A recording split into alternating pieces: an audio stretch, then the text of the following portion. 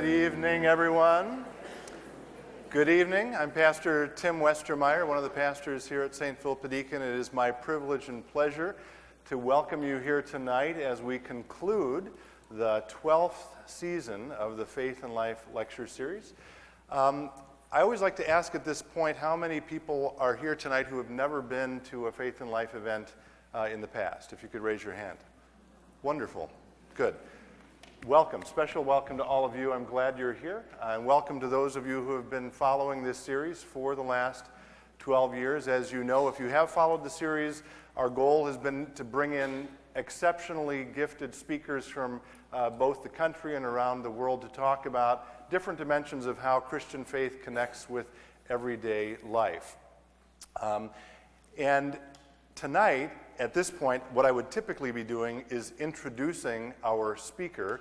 However, tonight, rather than having me introduce her, we're actually going to watch a 7-minute video or so that will give you some context for who she is and what she's been through. And so I'm going to draw your attention to the screen here as I pray that this DVD actually works.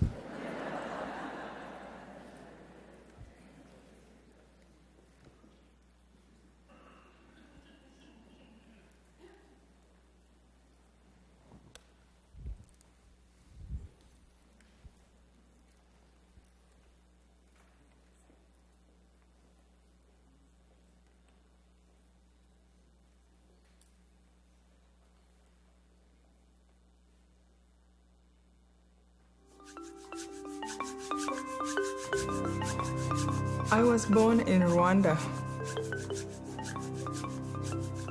Rwanda is a tiny country located in the Central Africa.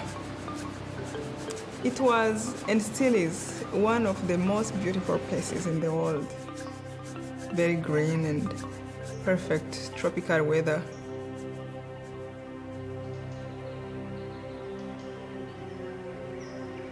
My village was in Kibuye. Our house was on a hill that overlooked Lake Kivu.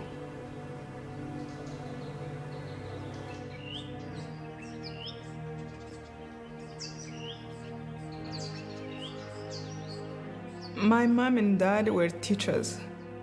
They were very good parents who were very respected in the village. In my family, we were 4 children. I was one girl among 3 boys. We loved each other a lot. We were very protective until the last time we separated. There was a rebellion going on, an ethnically based rebellion in Rwanda.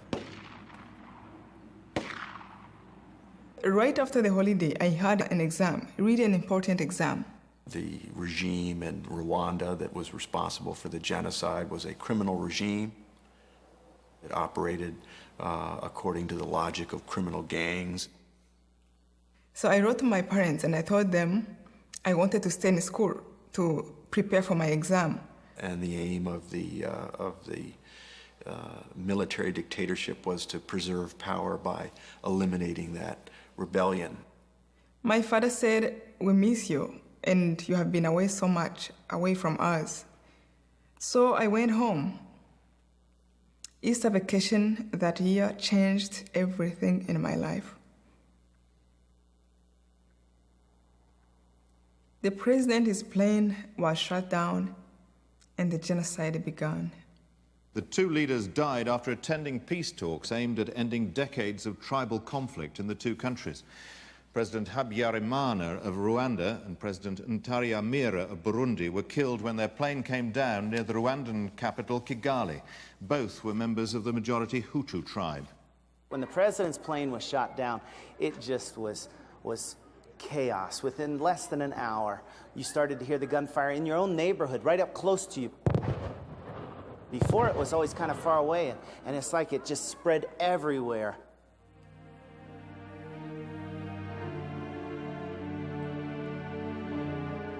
And it was a very well-organized program of genocide.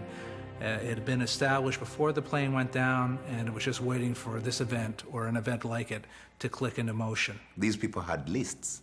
They had lists of people that had to be killed. And then it became crazy.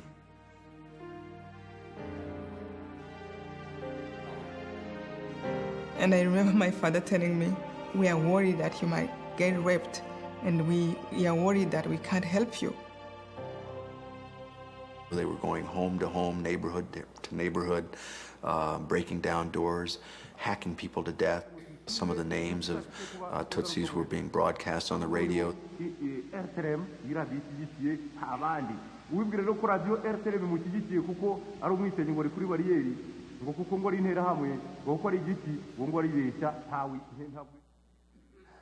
When I saw Immaculee back in her own home area, and she says to the photographer, hey, come and take a picture of me with this man. And I'm asking her, who's this man? And she explains to me, well, his brother killed my brother. And I'm like, wait, you know, my Western mind is kicking in, and I got to understand who, what, the details and stuff. And she just puts her arm around him, and she says, no, it's okay. It's okay. I just about lost it, because it's not okay. You read in the powerful little museum here in Kigali, a young Rwandan child saying, if you would have really known me for who I was, you could have never killed me.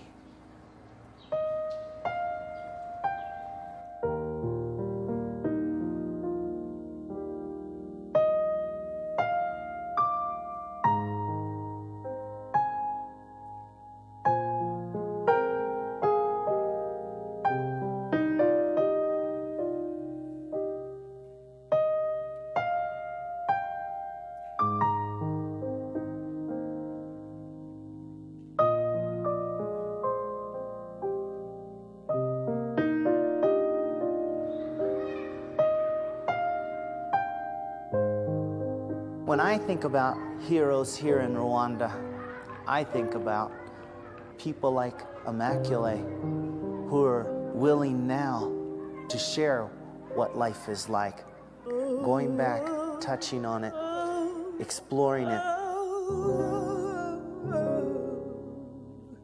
For her to take the time and to visit these places with people like us and let us share in some of that grief and some of that process takes unimaginable courage. I did hate, of course. I was very angry. During the bathroom time, I couldn't understand how another human being can cause you so much pain. Why? We were all created. We never chose to be who we become. We don't choose our race. We don't choose our tribe. We don't even choose a country where we are born. And I thought that I can pay them back for what they were doing to me. And thank God, I was able to see that that was useless. That was only going to prolong the pain and hatred in this world. I hid in this tiny bathroom for 91 days, and they never found me. But I found myself.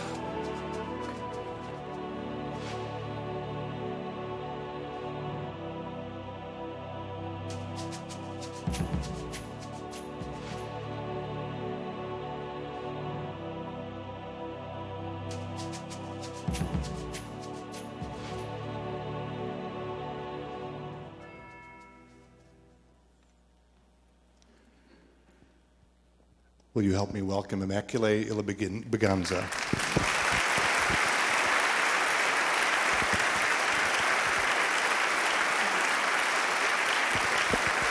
Thank you so much. Thank you so much, thank you.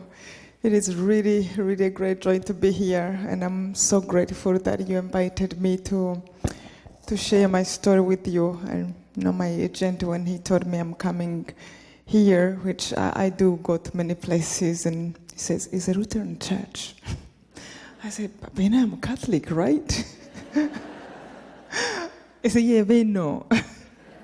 Well, I love them. I just want to make sure they love me too. No, it is really a great joy, and I'm very happy. I have been privileged, you know, to speak about my experience and go to Adventist churches and share my faith and go to Jewish places and go to Mormons, and that is those places you realize that no matter what differences, however we believe a little bit differently, there is a human heart. We are all the children of God. And when we speak from our hearts, we are all the same. But especially here, I'm home. I'm a Christian like you. And I was coming with Pastor Tim, Father Jim. I'm trying to call you Father Tim. Okay.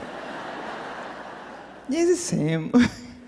But as we're coming together, and I'm really it brought me back to my home, especially my story when I was hiding. I hid in a home, a Protestant pastor who was a friend of my parents, and they trusted to send me to hide. So when I saw you, it reminded me a lot about my hiding time. So I'm really happy that you invited me to speak here, because there's a lot of emotional connection in that way.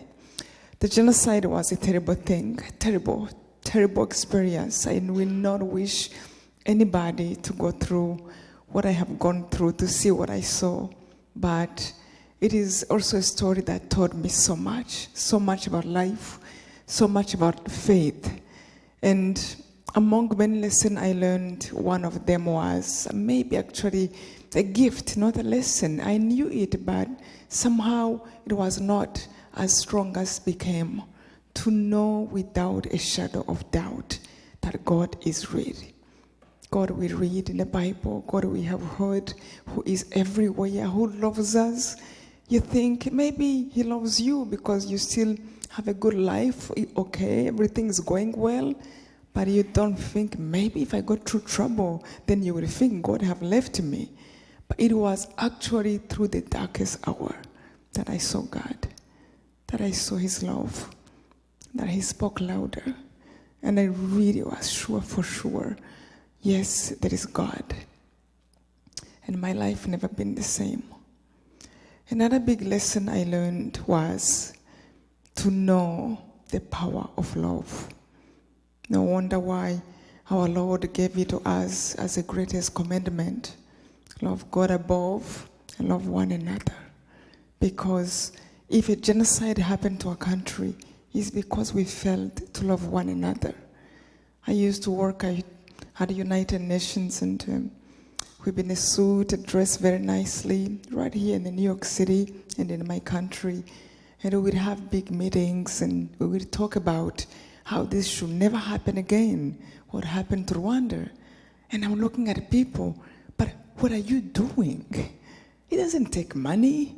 It takes the heart. It takes to change. It takes love. Unless we touch about what really went wrong, we cannot say it can happen again. It's going to happen again. Whatever decision you take, it will happen again. Unless we really talk about what went wrong. People loved each other less. People forgot to love one another. And when you are in the office, you see people who sit together are fighting for a promotion, looking at each other in a bad way, hiding each other information, and then you're saying, no genocide again? These are the seeds. It starts home. It starts in the office, for people to care for one another. And then we can think that it's possible we can avoid the genocide in countries. So love became something to honor. So simple and yet so big.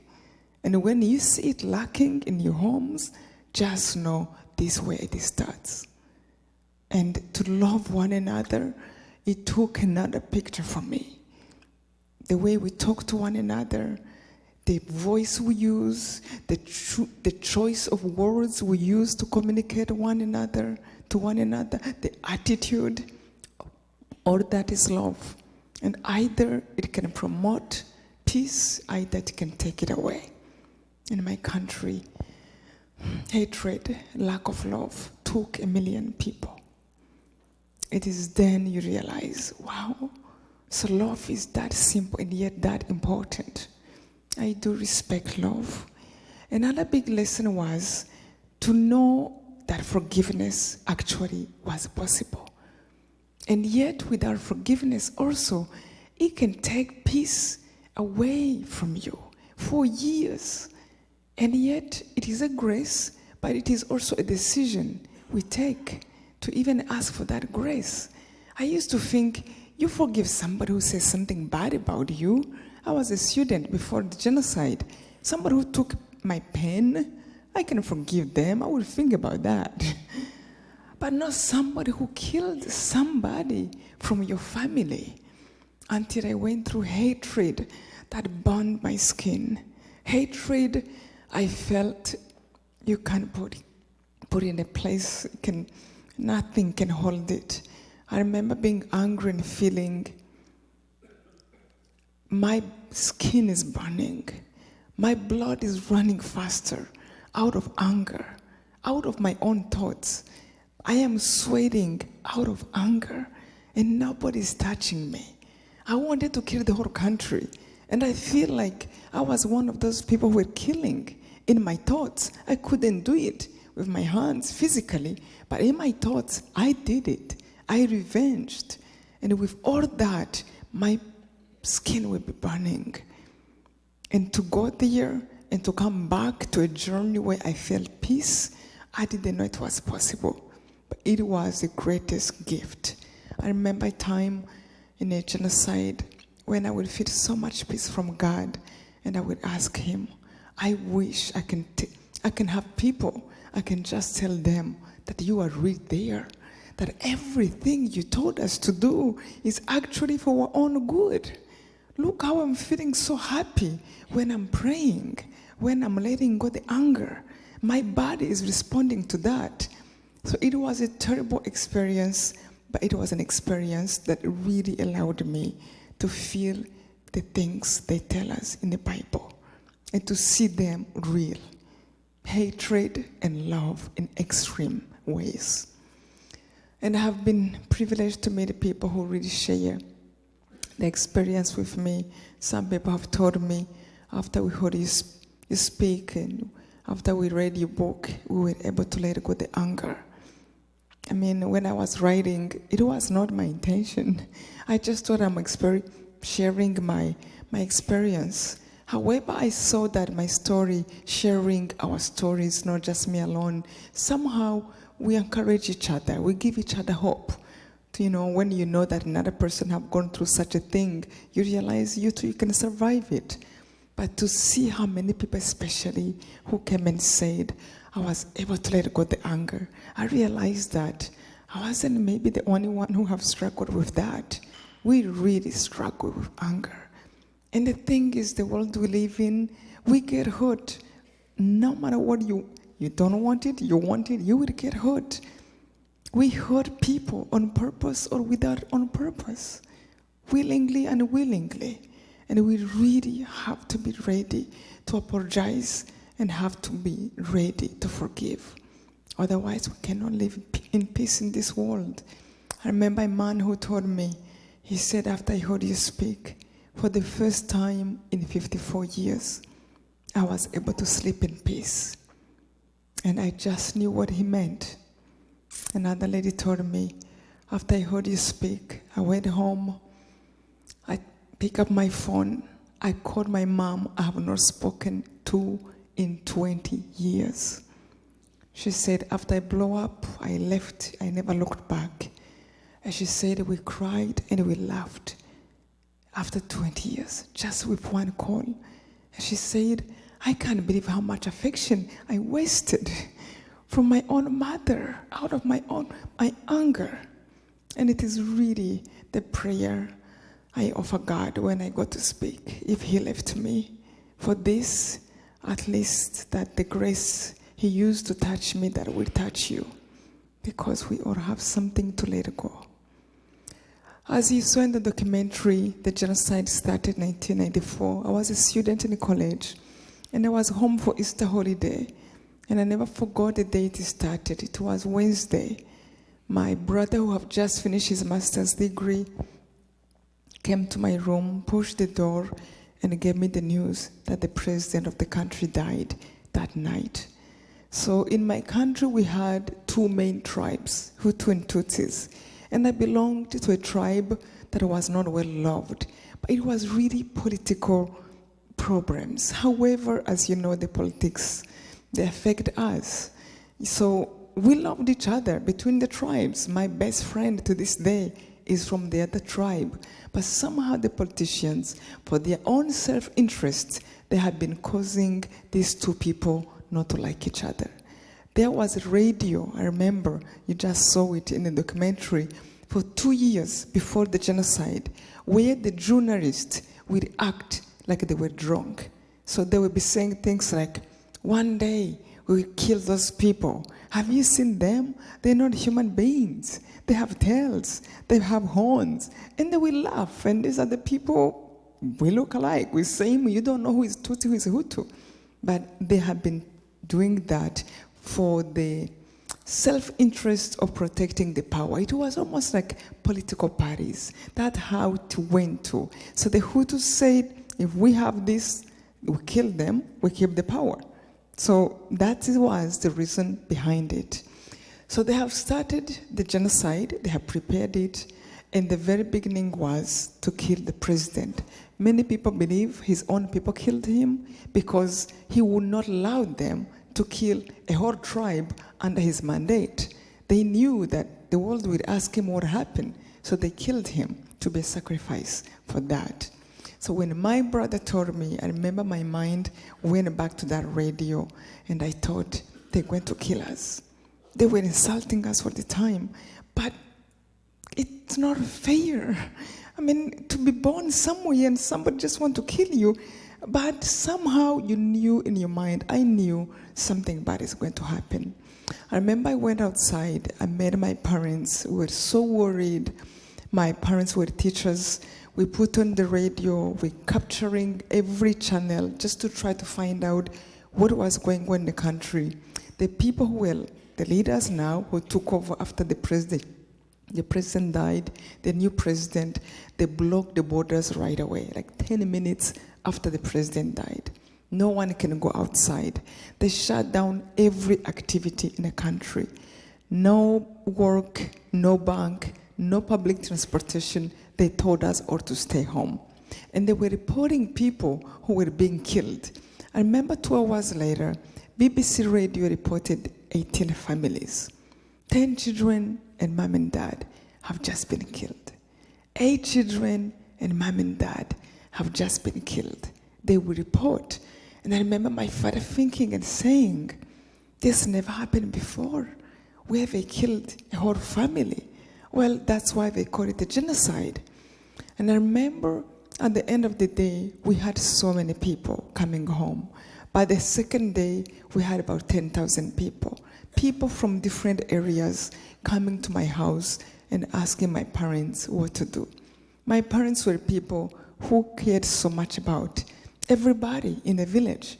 I remember the things we used to speak on our dinner table was somebody who doesn't have money to see a doctor, how they can raise money to send that person. Somebody who needs to go to school in a poor family, don't have money. It was always about people who need help in the village. The village was like a family. If one was suffering, it was a concern of everybody. And I really, as children, we didn't like my mom and dad's talk. You know, we wanted new clothes, new shoes, not to talk about the next person to help. Until people started to come home when the whole thing started. And I wondered, why are they coming here? It was then I realized people have been touched. They knew how much my parents cared for them. That really touched me. That was the beginning of showing me the power of love, of caring for people. And I remember one of the image, I remember of my father. He wasn't official leader, but he just cared about everyone. I remember one of the image, he stood in front of everybody. The Tutsi and Hutu came from different religion. You can be Protestant, Catholic, who is a Tutsi, who is a Hutu. So it was nothing at all about religion. But I remember last image I saw, he had the rosary in his hand. I come from a Catholic family. And he spoke to everybody. And people trusted him. And the words he said, they really increased my faith. He said, if it is a matter of a small group that want to kill us, we will defeat them. Do not be scared. Fear is our worst enemy. And then he said, however, if it is the government that want to kill us, I cannot lie to you. They will kill us. They block the borders. They have the military. They have the police. And then he said, even if it was a government, let's not be scared. Let's take this as a chance God is giving us to repent our sins so we can go to heaven. I remember thinking, somebody believes in heaven who is about to die? I mean, I knew I had faith, and I really thought I did. But it was a moment that revealed to me, maybe not that strong. My father was not a doctor who is telling somebody, too bad, you have a bad sickness, you will die. He was one of the people who are going to be killed. And he is saying, let's take this as a chance. How many people who know they're going to die? How many people who die by accident? But us, maybe we know. So let's repent our sins so we can be clean. You mean you're telling people how to die, not how to run? It was really a wake-up moment. And I remember he came to me. And in that moment, I was trying to remember everything I've done in my life that God doesn't like. Every sin, so that I can apologize to God. He came to me. He handed me the rosary beads he had and asked me to hide to a neighbor who was a Protestant pastor and who was from the Hutu tribe.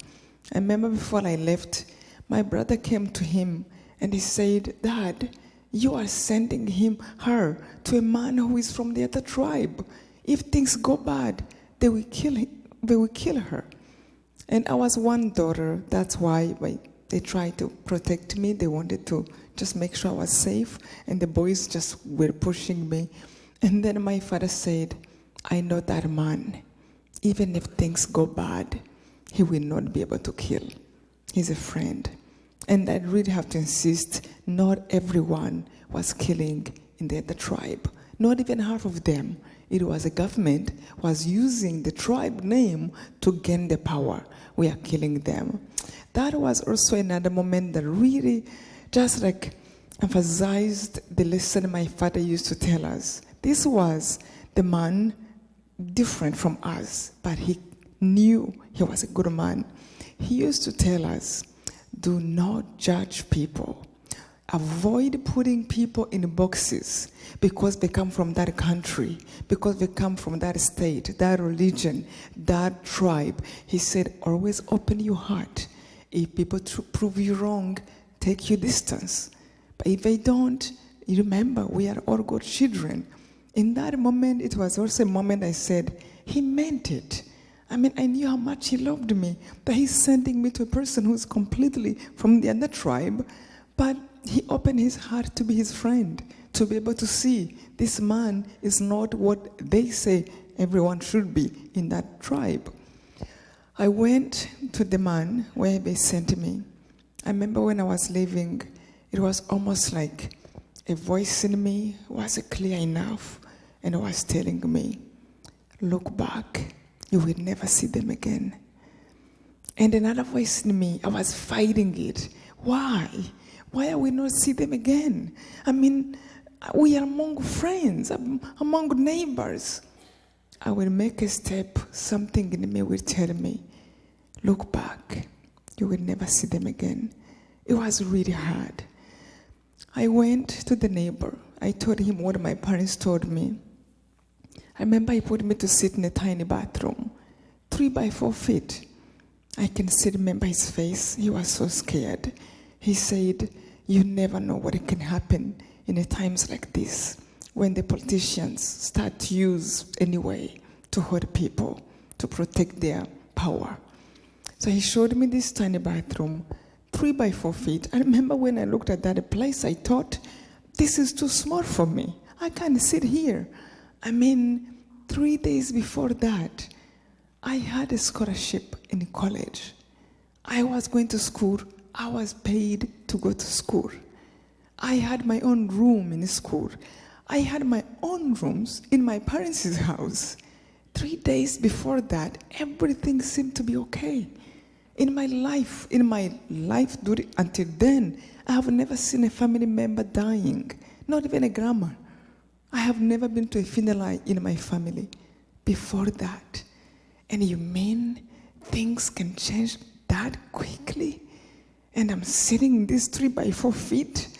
As I was complaining, the pastor went and brought 5 more women. Later, he brought 2 more women.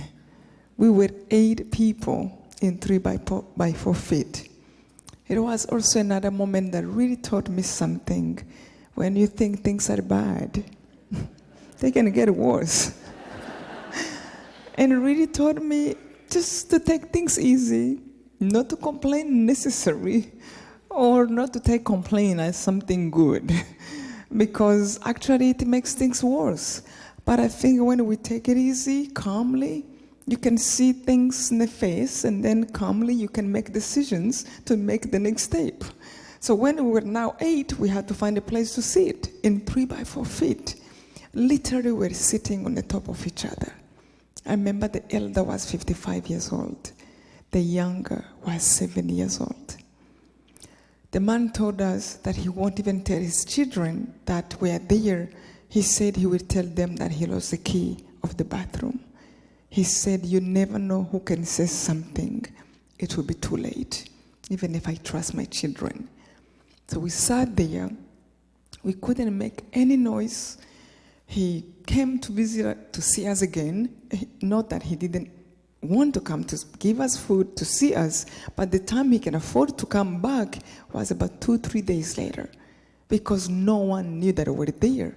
And to have 8 people in Rwanda, this, especially my village, was really poor. It was that place, we don't have electricity, we don't have fridges, storages, like in America, you have cookies and you have, things you store, you can eat. We cooked in Rwanda lunch and just finished. At night, you cooked again and just finished, and you cook again next day. So he couldn't find any food. And later he managed to give us food he took from the garbage. Oh, I used to be so picky in my family. I gave my mom such a hard time to eat. I couldn't even eat food that was mixed together.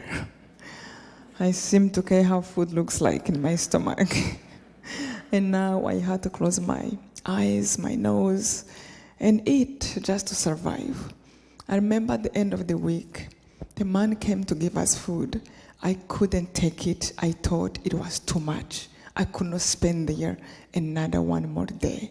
So I grabbed his food and I asked him if he can put a radio outside so we can hear what was going on in the country. He was kind. He put 3 different radios, different channels outside of the bathroom where we can hear. I couldn't believe what was going on in the country. The leaders who used to hide behind the private radio, they were out on a national radio calling everybody to kill everybody of my tribe. I remember one man, again, also who did something to my faith. Good, actually. He said he was a government minister. He had a PhD. We respected him. We knew him. I remember his daughter was one of my girlfriend from high school. So he used to come to visit us from trips from Europe, and he would bring us cookies and chocolate, which I have never seen before. So this man was somebody who was very important in the country. He was a government minister. He went on radio and he said, do not forget to kill the children. A child of a snake is a snake. A child of a cockroach is a cockroach. They are not human beings. And what he did to my faith was, I used to put somehow some trust in politicians, on people who had a bigger diploma, because they must know better. They went to school. After all, they did all that. They must reason better. It was that moment I realized the heart is smarter than the brain. And two put together, they can make miracles. But if you don't have love, if you don't have the value to guide what you are learning, this can only damage. He is saying, kill children? A child is an enemy? That was the time I started to trust fully the voice in my heart, to trust God, what He said, and to see what is outside, if it is really what the person is saying is truth or not, regardless of who that person can be. So they gave prizes to people who killed more people. They reported how they ran to churches and burned people who went to churches. I mean, they would go to Anglican churches, Baptist, Catholic, Protestant, and burn people who ran to churches. They would go to stadiums and throw hundreds of grenades inside to kill everybody who ran to stadiums. And they would be laughing, giving prizes. And I'm like, what is going on with people? So they thought somehow they have cleansed the country after they killed thousands of people. But the worst happened to us. They gave order to start search home by home. You think it was bad to be in one room without moving for 1 week, but to know that somebody is going to come to hunt for you, it was the worst thing I've known. I remember the day they came for the first time. I was stretching, and I saw in the tiny window of the bathroom something I thought was 1,000 people. People from my village. People I went to school with. Literally people I can call friends. They told them we are enemies, so they turned against us. I remember they were dressed in banana leaves, to try to scare people. They had all kind of arms, machetes, long spears. They came inside the house and they started to scream. And I remember the feeling I had, which happened many more times. I remember feeling like my body is in fire, but I am not dying completely. Like I wish the fire can burn me and get done with it. I remember feeling like 1,000 needles are going through your body, just knowing that I'm going to die in a few seconds. And the worst question to ask yourself is, why? God made me. I didn't choose this. Call me a stone, call me a tree, but don't kill me for that. Don't hate me. It was so unfair. And I wish just to open their eyes and show them I'm not bad. This is what they call me. I wish you can see I'm innocent. No, it was enough just to belong to that tribe they gave you to be killed. Then I remember, this was a 4-bedroom house. So it wasn't like a building, not even a basement, somewhere you think you can hide in some corner. That was it. I remember feeling like I had 2 voices over my shoulders. And one voice is telling me, open the door, end the torture. They're going to find you anyway. And this was nothing too strange. It sounded like me being reasonable. Why wait? If they're going to find you, there were 300 to 400 people. That's what the pastor told us later. You couldn't think there's an escape. However, this is nothing too strange. I think I still go through that when I'm facing a challenge. And maybe you do. Should I not? Give up, not give up. There's always bad and good. So the nicer voice, something inside of me was telling me, do not open the door. Ask God to help you. Remember who God is. God is almighty. You know what almighty means? It means He can do anything. You know what anything means?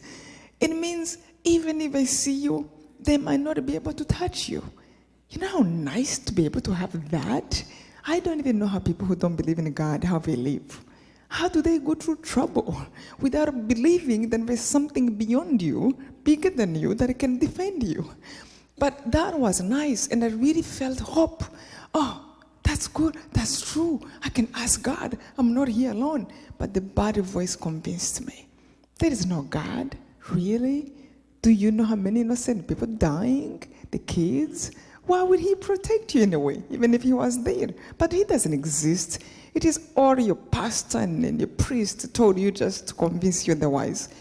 And that voice kind of convinced me, yeah, there's no God. However, again, it was like a battle between good and evil. I felt like the nicer voice, something said, before you lose your faith, at least ask God to give you a sign that he's there or not. And as quickly as that, I turned to the nicer voice, and I remember asking with all my heart, not as a Christian, not as a Catholic, from a creator to the creator, the one who made me. Who are you?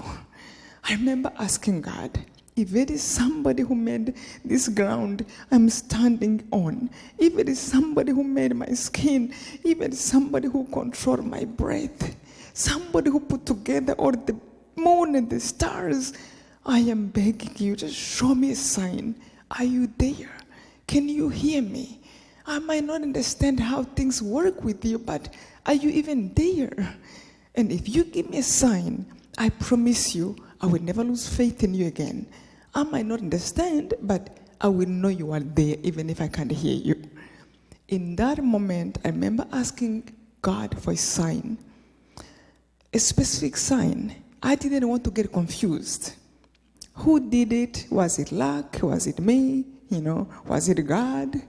And I remember asking God, if you can hear me, you don't have to speak, but don't let the killers open the door of the bathroom. 4-bedroom house, 300-400 people, not opening this door, I will know it is you who did it. Because if it is about being saved, they can see us and not even kill us. But I don't want to look in their face. Please, don't let them open the door. I think after that, I fainted. I couldn't hear nothing. Until about 5 hours later, the pastor was hiding us, came to the bathroom and opened the door. We all jumped. We thought it was the killers who have arrived. And he told us they have left a long time ago. And he told us what has happened. He said a big number of them went around the house to make sure no one would jump out of the window. Another number went inside the house.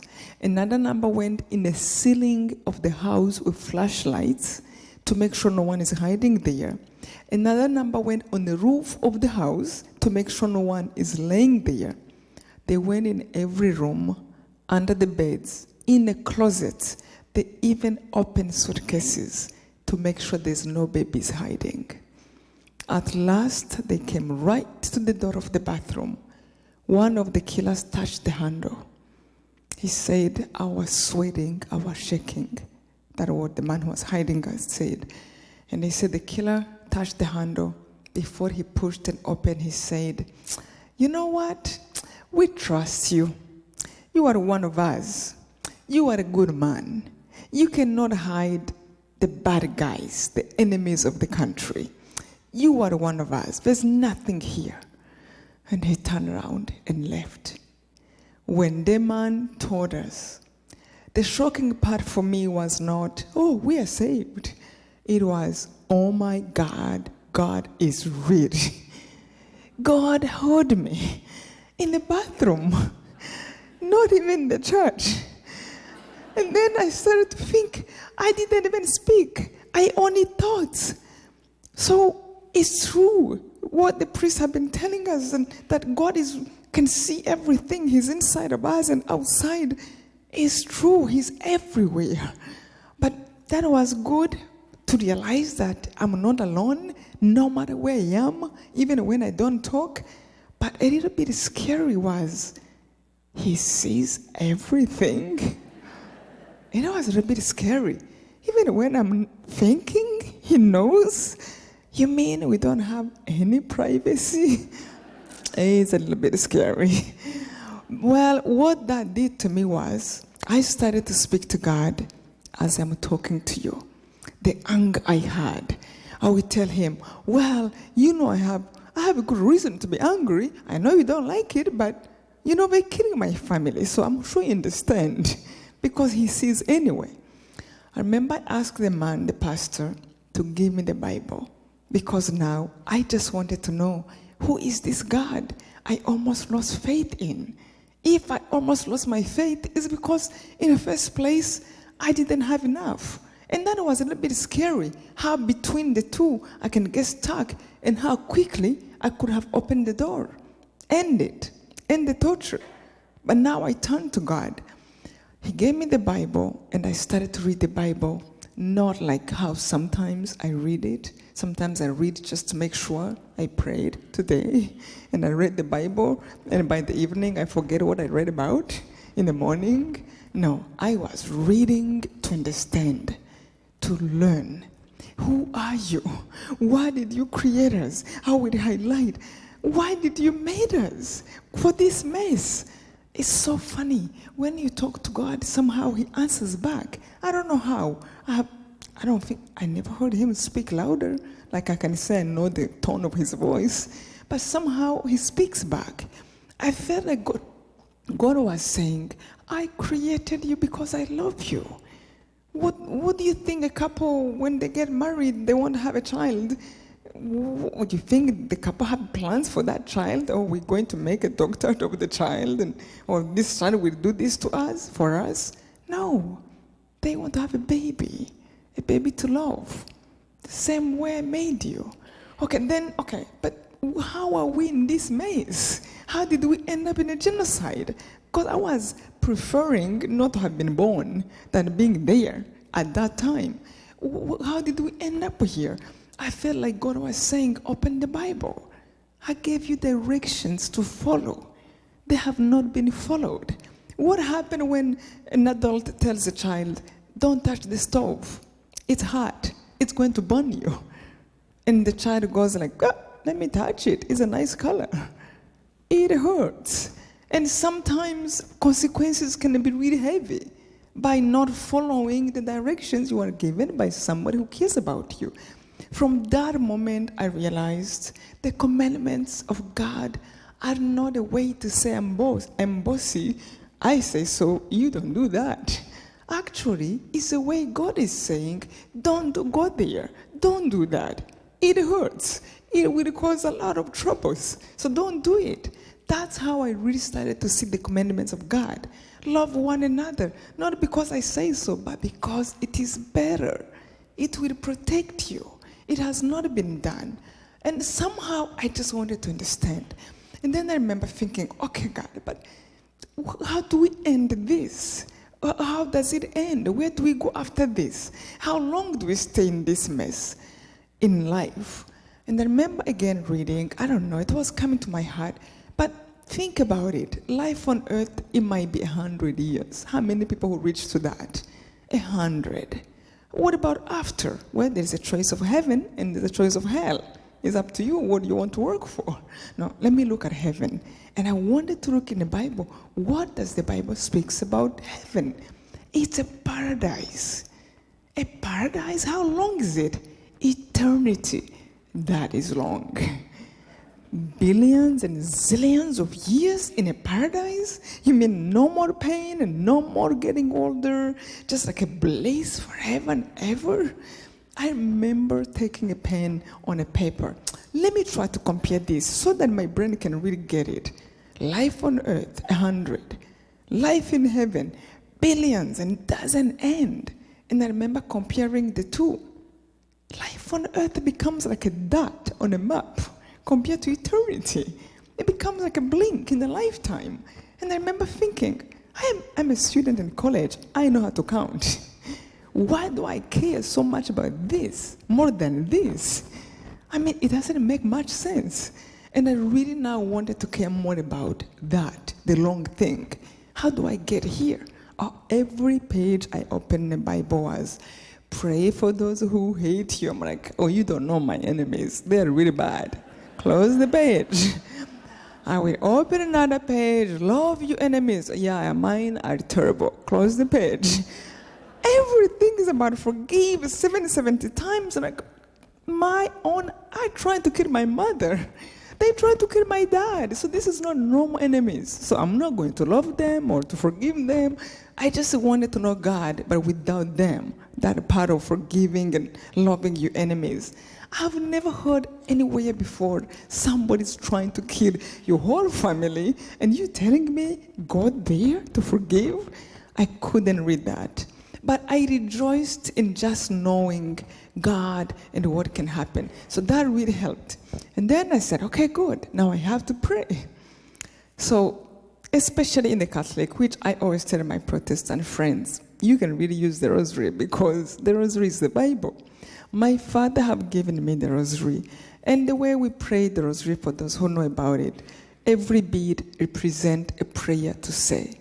And really the rosary is the summary of the New Testament, the life of Christ. Thinking about some events in the Bible.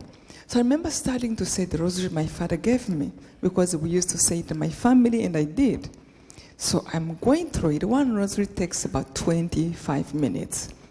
When I prayed, it was like I moved from the bathroom to a place of air. It feels good to pray. Then I said, let me keep praying. I ended up praying all day. I remember I prayed like 27 rosaries every single day, just to run away from my own poisonous mind, reading the Bible and praying and meditating on these moments in the life of our Lord. So as I was praying, so one rosary, it is pre-made prayers. You say our Lord's Prayer 6 times in one rosary. So I said about 200 our Lord's Prayer every day, from morning until sleep, because I wanted to remain with God. So many things changed because now I knew the God I'm talking to looks inside. I remember just especially that prayer, which is our common prayer, we pray together, our Lord's Prayer. I remember going through this part that said, our Father, now that I know I'm talking to the one who hears me. And then I remember thinking, our Father, but if I say that, it will mean that you are the father of everybody. But you can't be the father of the bad guys. You are only the father of the foreigners and people of my tribe. And then I feel God is so kind and so patient. I felt like something inside was telling me, okay, let's think about that. Suppose one of your brother does wrong. Does your dad stop being their father? No. Actually, my dad will spend more time thinking about the one who did wrong more than the good one. Okay, I can take that. Okay, our Father. Because something was telling me, mean it. It's the only way to speak to God when you know that He looks inside. Mean every word. It is the only way He can also, everything He said in the Bible, those who believe all things are possible, you have to believe with your heart. Be there. Know that you have done your part. So I wanted to do my part so I can count on God's promises. I can be sure that whatever I'm believing, He said, if you said this mountain to move, it will move, then I can really be sure that I'm doing my part. I say, okay, our Father of the good and the bad, that's fine. Let's keep praying. And I remember going through this part that changed everything. Forgive us our trespasses as we forgive those who trespass against us. I could not go through those words when now I can hear with my heart and my ears what I was saying. Forgive me as I forgive. So funny, I couldn't help but see the picture of all these thousands of people I hated. Anytime I go through that part, I'm like, ugh. It was like something is telling me, you're lying to God. If He have to forgive you the way you forgive, it means don't forgive me because I'm not forgiving. So I'm like, but what am I going to do? I need His help. I need God to be with me. Anytime I went through that part, it was a red flag. You're lying to God. You have not forgiven them. But He knows how bad they are. What am I going to do? Well, I had a better idea. I said, maybe let me skip this part of the prayer. So then I don't have to lie to God. Because the problem was not that I need to forgive them. The problem was that I'm lying to the one my life depends on. What happened when we lie to friends? Especially when they know we are lying to them. We lose them. So if God says He made us in His image, somewhere we have something in common. So you can lie to Him, tell Him the truth. Okay, I skipped that part of the prayer. I mean, it is only God I had in that bathroom. Couldn't speak to the girls. We couldn't talk, couldn't move. We had to be like this. So it was only God. So I skipped the part, and I felt so much better. No wonder why they have lie detectors. I think the body doesn't really move so good, the blood, when we are lying. Something happened. So I feel so much better. I skip it, forgive us, but not them. Go to the next part. And I kept praying like that. No wonder why our church, I'm sure your pastor reminds you, pray, pray. Because it is really the only way to change. If we don't pray, we are not going to change. Because many people will think we are right. We are okay. Until you start praying and the light comes in. Oh, I should change that way. Oh, I should change that too. Because you gave a chance to God to speak to you and to speak to Him. So I am going through that part. I remember I was about to skip it. It was like something's nodding my shoulders. Hey, I hope you know our Lord's prayer is not man-made. It is Jesus Himself who gave those words. The one you believe He's God, the one you believe cannot lie, the one you believe knows the past and the future. Not that He wills a genocide, but He knows this can happen. Look what happened to him. What do you tell him? He didn't know a genocide can happen. And if He said, pray this way, He didn't say some people. He said, pray this way, all generations. And if He said, pray this way, He made us. He knows our capacity. But it is up to us to will it or not. So I'm fighting myself, but my situation, no. He said, pray this way. He didn't say sometimes, some situation.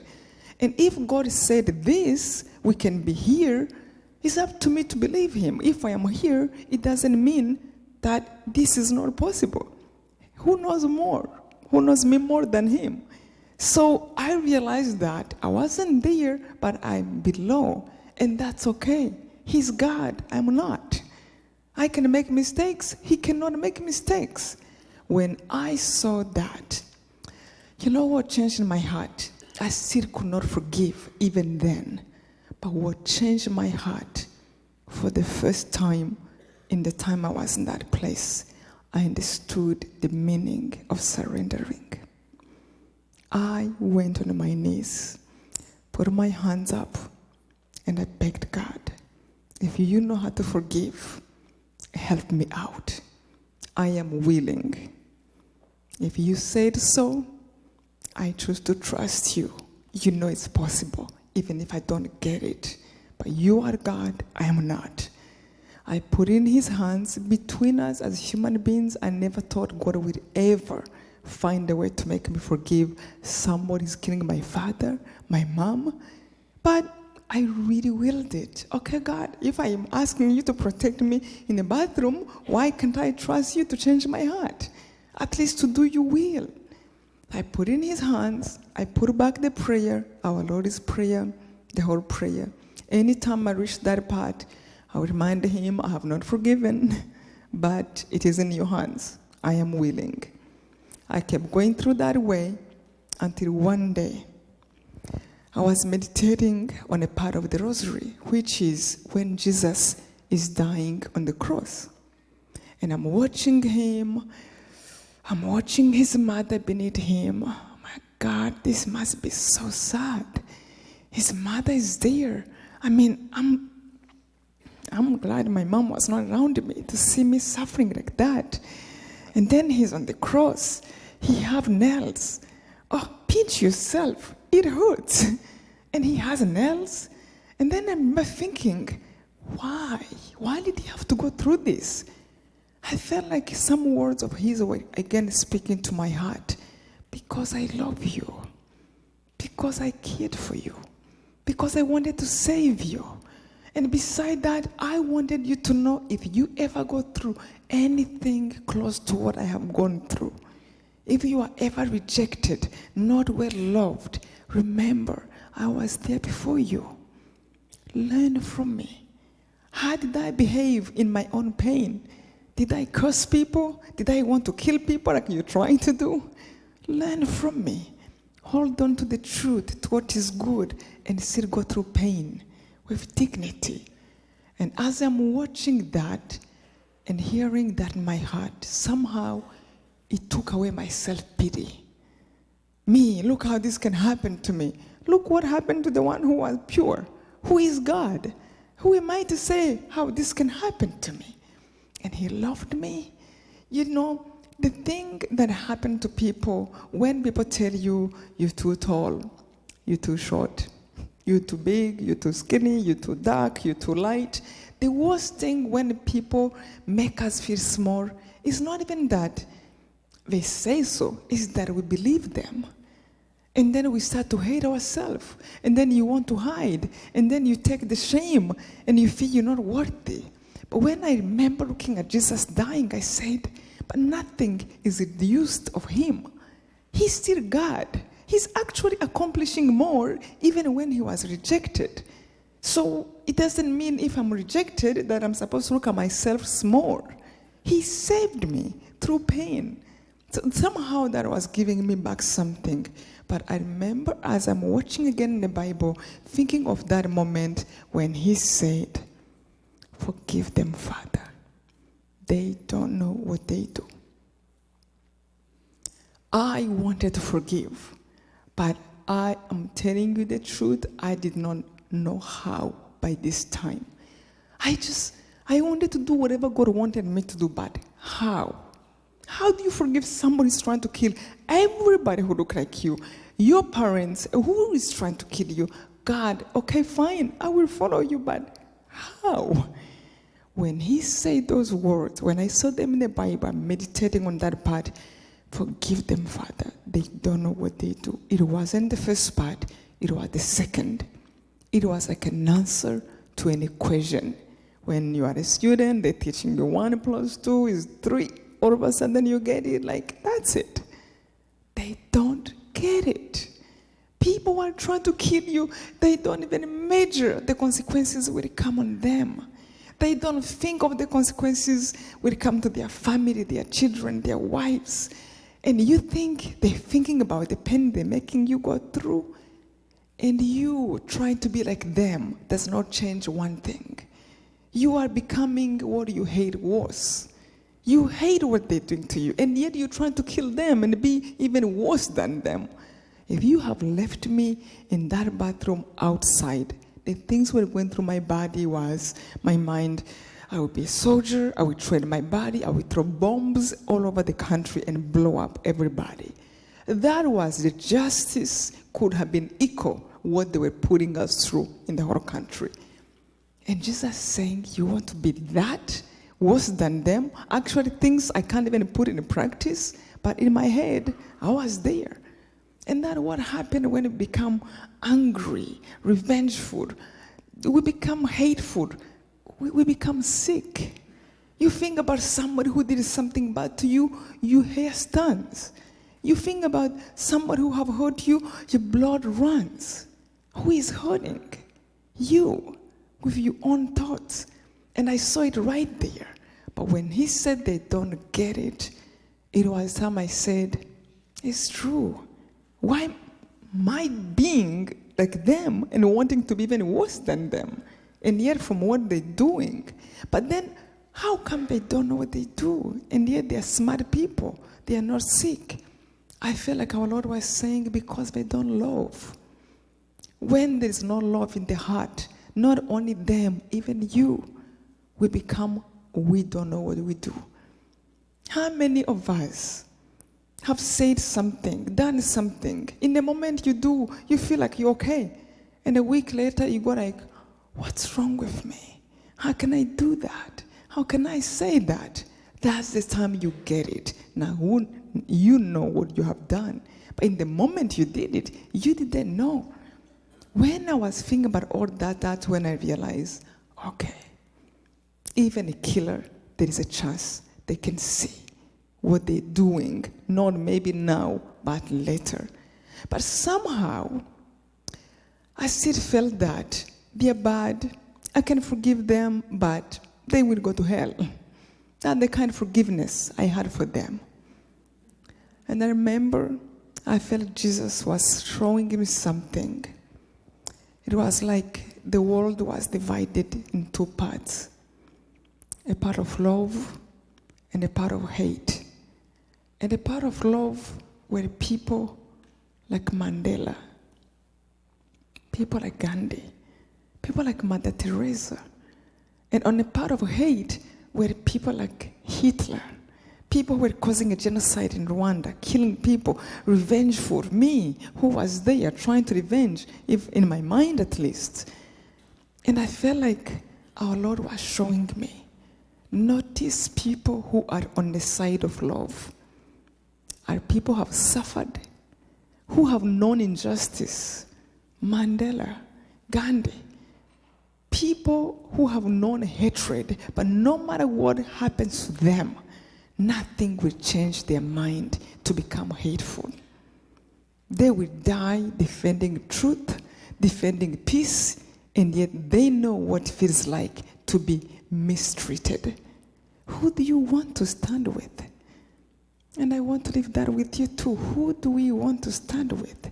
With Hitler? Be worse than him? Or stand with Mother Teresa, with Gandhi? When I saw that, I realized I wanted to be with Gandhi. These are the people I admire. Actually, I see as strong. And the people who have suffered. People who spend their life trying to get the ones here to hear. Who believe in the ones who have done bad, that they can change.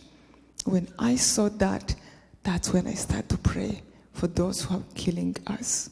I realized that they need our prayers. If we think our prayers has power, then send it to the one who is captive in the hands of the enemy. And when they let go, then you have saved not only you, but so many other people they could have hurt. When I felt that, it was like a huge luggage was lifted. I couldn't think of bad anymore. I can smile again. And I thought, if I come out, I'm going to be okay. As long as I believe it is heaven, even if people die in my family, it won't be end of it. I remember before I came out of the bathroom, it was about end of the 3 months, I had a dream about Jesus. In a dream, he told me, my child, when you come outside, you will find out that everybody you left behind will be killed.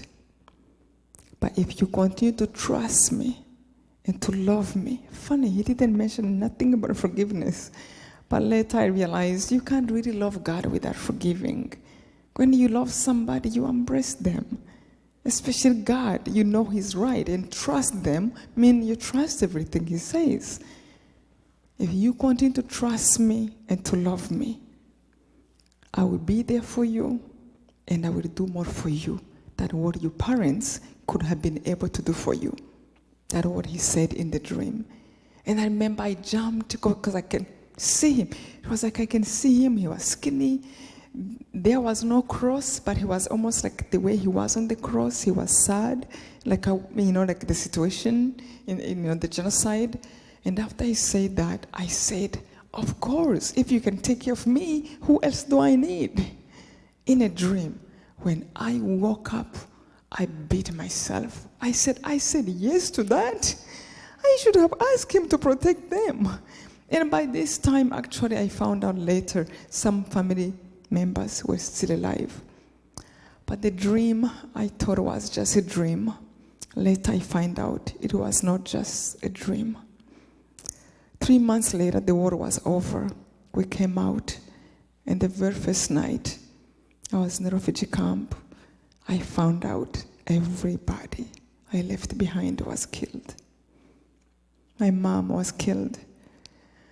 My dad, my 2 brothers, my grandma, my grandpa, my neighbors, my schoolmates, my best friends, everybody was killed.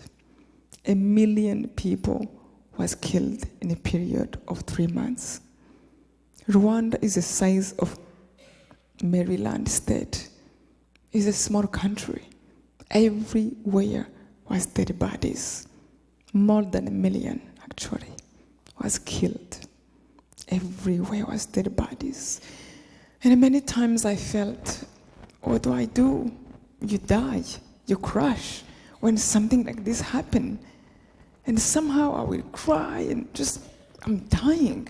The home we owned, everything we owned was burned out. And I will feel like there is a giant hand of my heart, in my heart, something holding me strong in my stomach, in my chest, reminding me, don't cry, don't crash. I am with you. Remember me in the bathroom. Talk to me. Ask me for anything you need. And remember, the journey of your loved ones is over here on earth, but not over there. And your journey is not yet over. And it is up to you how you choose to use it. It might be one more day, one more week, and truly, no one of us here has even a guarantee to live one more hour, 1 week. Somehow we managed to take it for granted. But I felt like God was telling me, whatever your journey remaining of your life may be, maybe 1 day, 1 week, 1 year, 50 years, 60 years, whatever that might be, remember, it's up to you to use it to love or to hate, to uplift or to put down, to be kind or to be mean. And it is up to you. But if you choose love, remember, I am with you. Ask me for anything you need. I will help you on the journey. I will literally wake up in the refugee camp with dust on my face, with tears, and I will just follow that voice inside. Yeah, I don't know if I'm going even to live until the end of the day, but if I do, at least let me die doing something good. And I will reach out to somebody, a mother who just lost 10 children, completely lost her mind, somebody with a cut arm. There were many different types of refugee people in that camp, and I will just reach out to them, even if it means just to ask, how can I help you? How are you? What can I do for you? That felt like enough for the day. And in the evening, I would pray to my God, I think today I have done just enough loving little things. And to me, that became the motto of my life.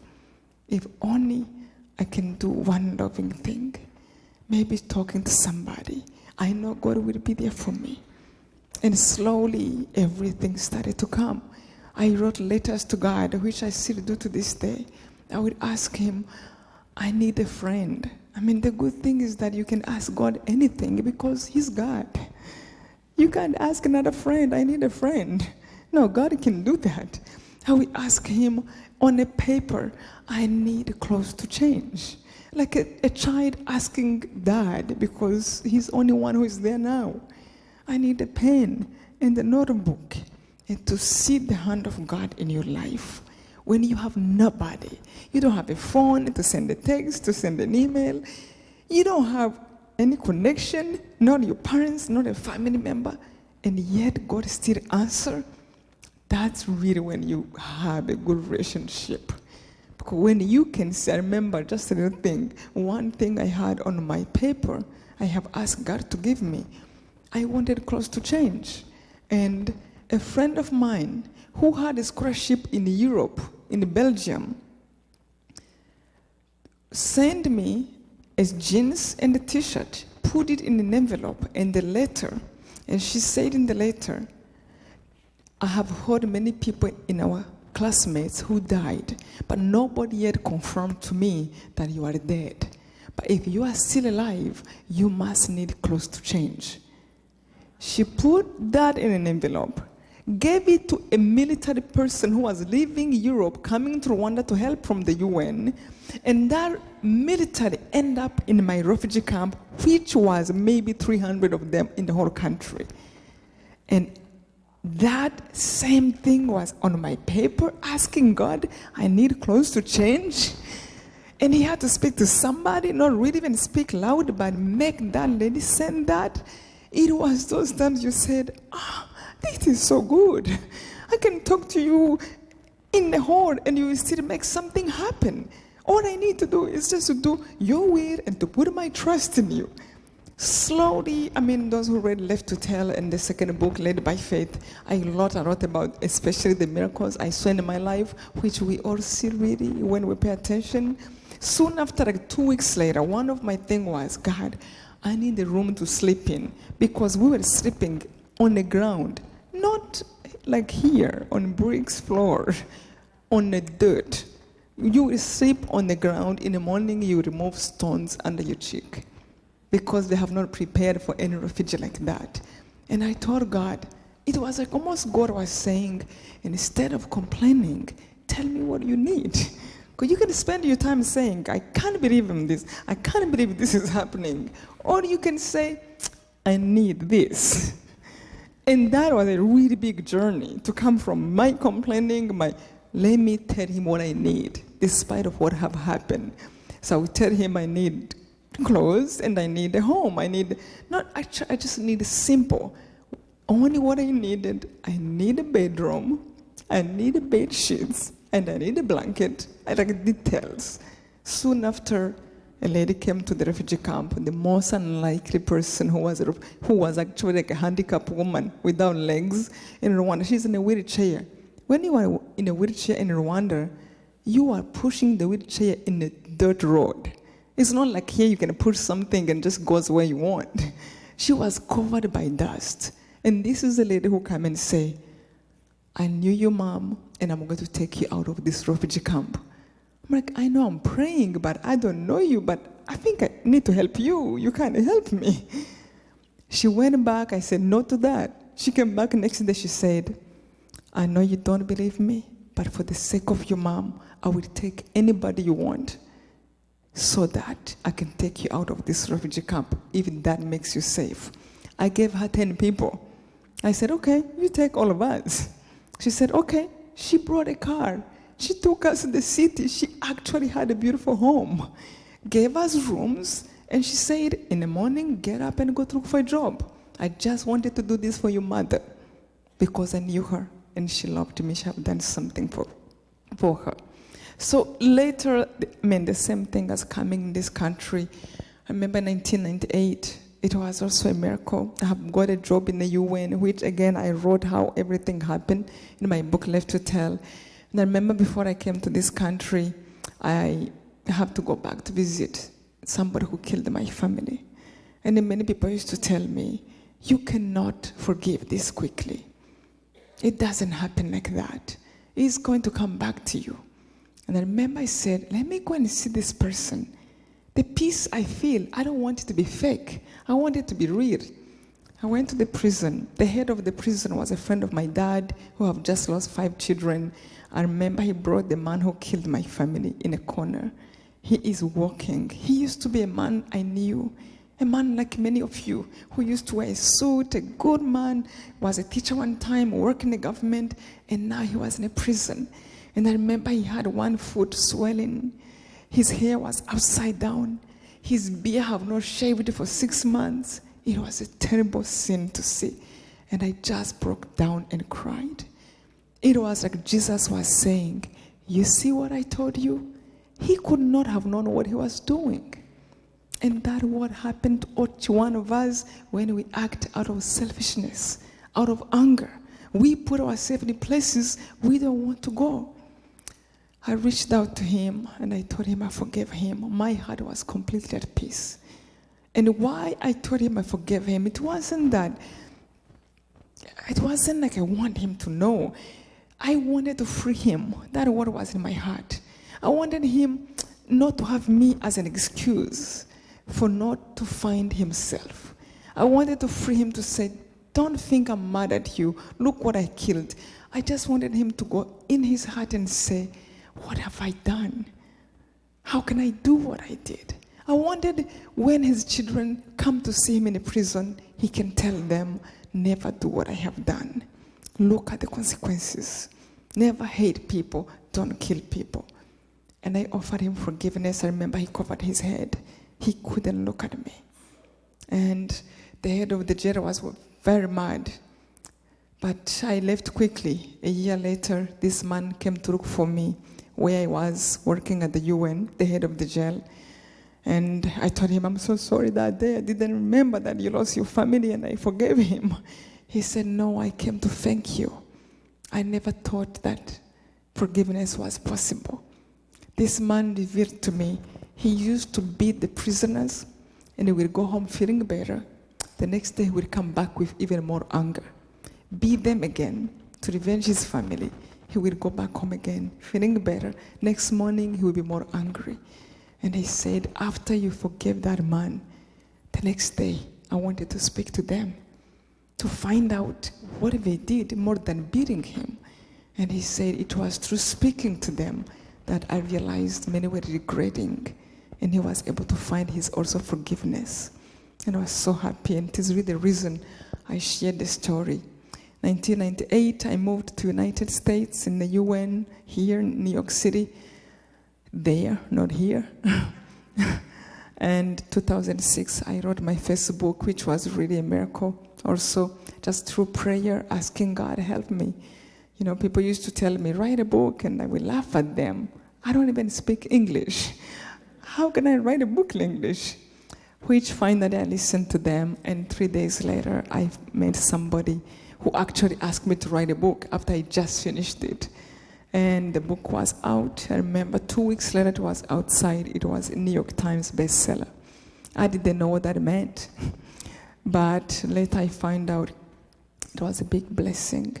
A blessing that allowed me to make a foundation that helps people in Rwanda, where I proceed of my work goes, to continue to help other people still going through those troubles. But especially it allowed me to speak about my faith. People inviting me to want to share.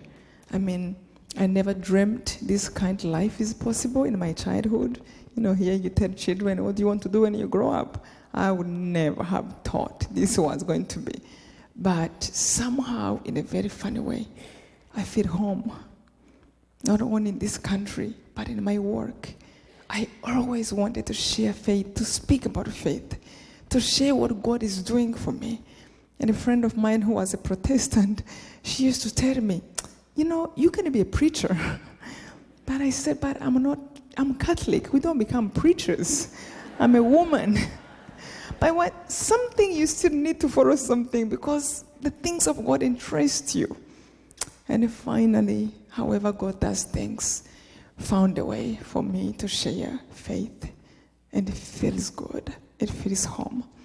But most importantly, I know we are all passengers in this world. And the end will come for each one of us. And I really ask you to pray for me as I pray for you, that we make it up there. Especially, of course, I want to see Jesus, but I want to see my family. And I know they died as martyrs. They died for what God created them to be. And each one of them died as they lived. My mom died trying to save his children. She heard somebody was screaming, and she thought it was my brother. She came out of the hiding. And somebody was hiding with her, told me later. Like, I tried to stop her. And she said, no, I cannot hide if my child is dying. And that's how she died. My father died coming out of refugee camp. He said he wanted to get food for the refugee people. And the mayor ordered the soldiers to shoot him. So they died in a very horrible way. And I don't know if we'll have that death where we'll be able to prepare ourselves. But God is almighty. If we can ask him for anything else, to protect us, to give us food, we can also ask him for anything. My daughter one time told me, now I have children, I'm a mother. And when she was 4 years old, she asked him one time, she said, Mom, how come you don't have parents like everybody? I told her they're in heaven. And then she said, but how come they don't come to see you? So, well, when you go to heaven, you don't come back. But you wait there because we all go there if we work good, if we do this and that. And she looked at me in tears and she said, you mean you two, you're going to leave me and never come back to see me? I said, well, you know, I never in my lifetime asked God, don't let my parents die. I just took it for granted. I thought they would be there forever. But now that we are concerned about that, we can ask God to keep us together for a long, long time. I remember one thing, really talks come true, prayers do come true. My mom used to say, I just pray that I die when my last child, who will be alive, can help himself or herself. And when she died, I was in college, and I was able to find a job. So in some ways, she got her wish. And truly, when you have a dream, you have a prayer request, say it. Our dear God does listen. So anyway, before I end, and I know I can talk forever, I'm sorry. It's 3 months. Well, before I end, I really want to thank you again. I want to thank you so, so much for inviting me to share my story. Until I wrote the book, I didn't know how much was so much the same at heart. And I mean it when I say I'm in America and I feel home, because I see God in you. And when there is love, you know you are one. I go to China, to Japan, and people ask me same questions you ask me. To South Africa, South America, we're so much the same at heart. But even if I speak to groups and big groups like you, I'm aware I'm speaking to one heart, to individuals. Each one of us, we have our own stories. We all go through our own little troubles and the big troubles. And I really want to insist on this from my heart to yours. No matter what happens to you, no matter what happens to you, remember there is always hope in God. Hold on to Him. He's almighty. Scream His name. Don't let nothing take away from Him. And He will show Himself to you in His way that your heart will recognize and acknowledge. And especially, I want to tell you, please, if I can forgive, anyone can forgive. And there is so much peace there, so much freedom there to ask for Him to help you. Thank you again. And I hope I can take some of you one day to my country. I do take groups to visit Rwanda. Actually, I have t-shirts. I'm raising money to give to people who couldn't make it to come and who really do need it. But I thank you so much for bringing me to share with your community. May God bless you.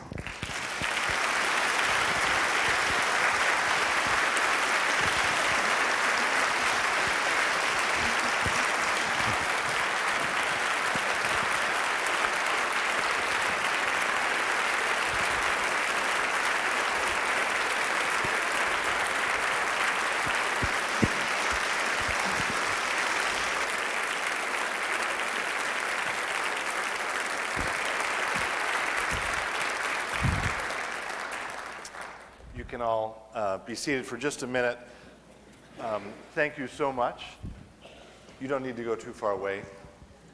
I'm going to, if you're going to hang around, there are lots of books and other things you can purchase, and Immaculee will be in the narthex where you can chat with her. I think we're going to forego the Q&A tonight, but I hope you will bear with me for a moment. Since this is the last event in this year's series, I do always feel like I have some important thank yous to say. As I've said every time that we gather, these events are made possible only through the generosity of individuals and organizations. Many of them are here tonight, and I will lift up just a few. I want to thank Thrivent Financial, Productivity Inc., Greg and Lisa, Cressa, Jim and Ruth Ann, TCF Bank, Phil and Mona, Rapid Packaging, Mastercraft, Jeff and Patrice, Bruce at Sparky, the McLaurin Institute and Luther Seminary, as well as all of the individuals you see listed on your program. Again, many of these individuals are here tonight. Will you please help me thank them for bringing wonderful speakers like Immaculee?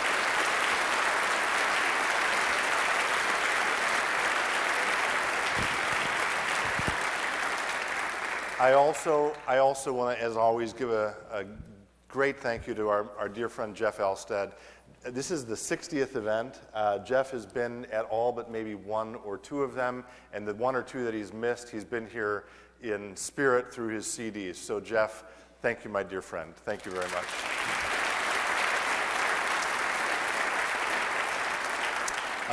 And then I want to thank all of you. You know, over 12 years, this series has put down deep roots in our community and our region. People have come from as far away as Canada and Texas, believe it or not, to come to these just this evening at a little pre-event with some of our major donors.